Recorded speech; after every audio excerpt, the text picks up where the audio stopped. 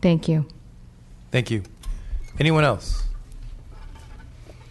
All right, seeing none, I'll bring it back to the committee. We're scheduled for next week. We will work on absolutely the issue of the rule waiver to make sure that you can get to revenue tax as well. Mr. Chair, may I just say just two things quickly? Do you have time? Please. I do want to thank the participants here, those in support and certainly those in opposition. I have the utmost respect for them and for their passion on working this issue continuously. I didn't bother you as a committee with my personal story, but I did share it with some of the Judiciary Committee members.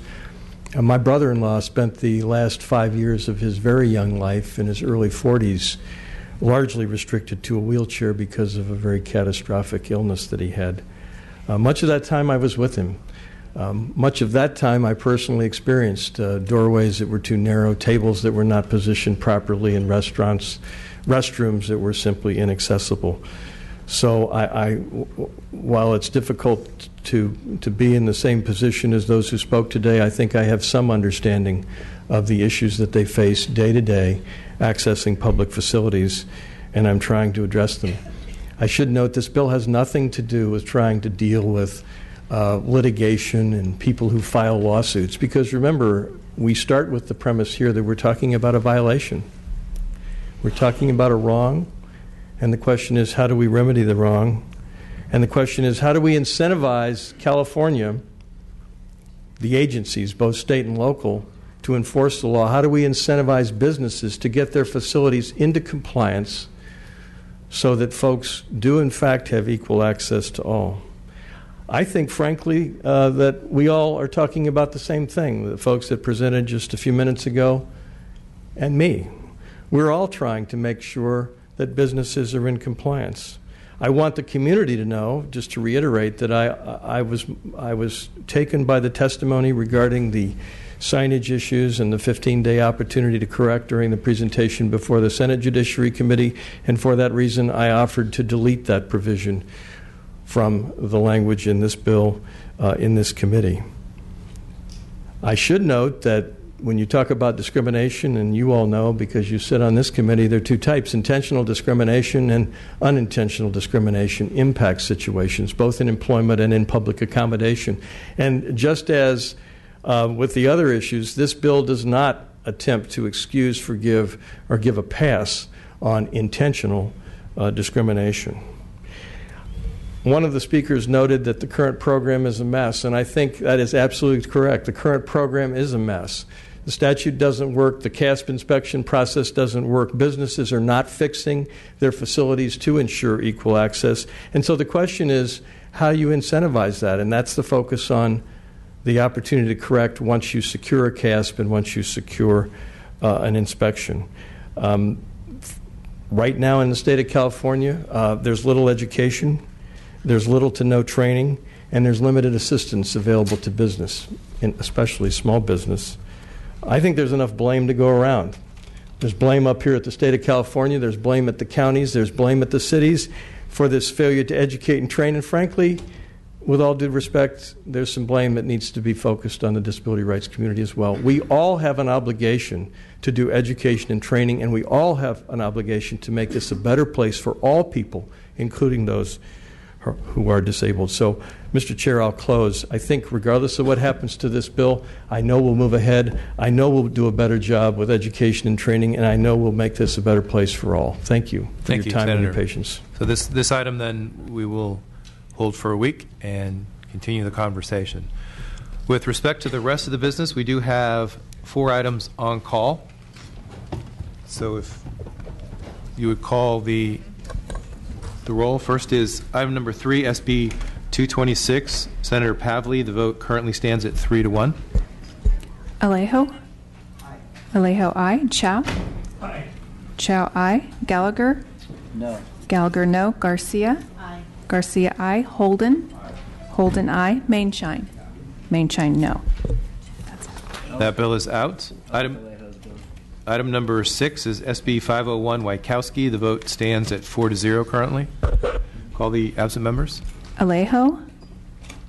Chow? Aye. Chow, aye. Gallagher? No. Gallagher, no. Mainshine? Mainshine, no.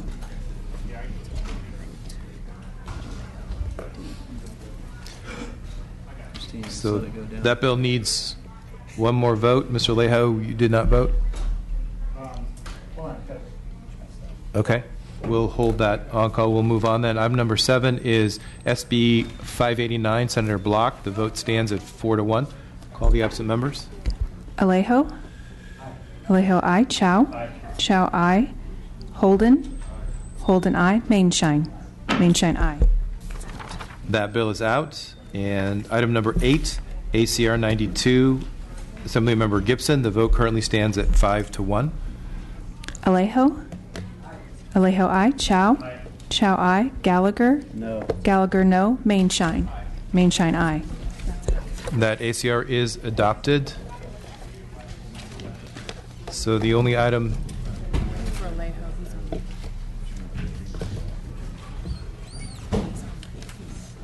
All right.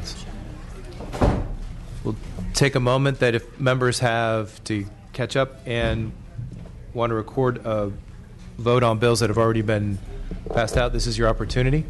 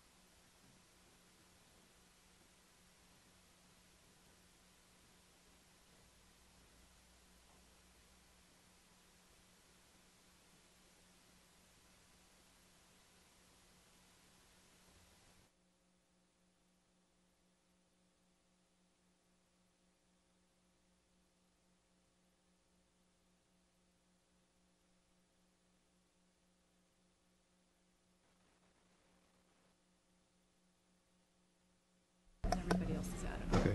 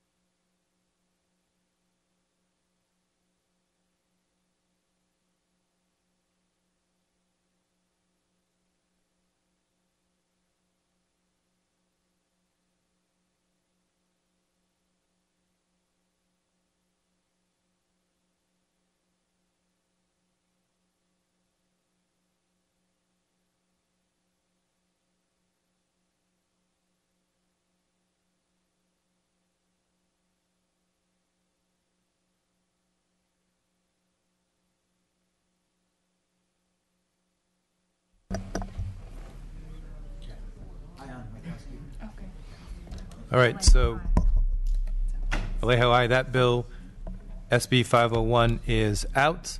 And with that, we are adjourned.